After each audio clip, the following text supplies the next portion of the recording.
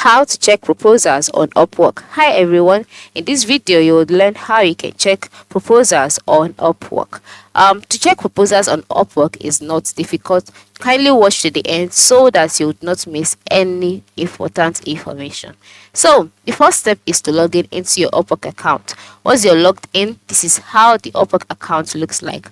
That is the Find Work account. Whenever you log in into your Upwork account, you'll be brought directly into the Find Work page, right?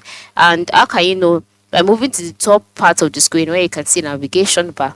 In this bar, you would see options like Find Work, My Jobs, Report, Messages. Under Find Work, you'll see other options such as your network, Save Jobs, Proposals, Profile, My Stats, Projects, Dashboard. The same thing goes for My Jobs and Report. Then for you to be able to check proposals, go to Find Work and click on it. After clicking on it, in the box displayed, click on Proposals. Alright, now once you click on proposals, you will be brought to the proposals page. On this page, you can now check out all of the proposals that you would like to check out.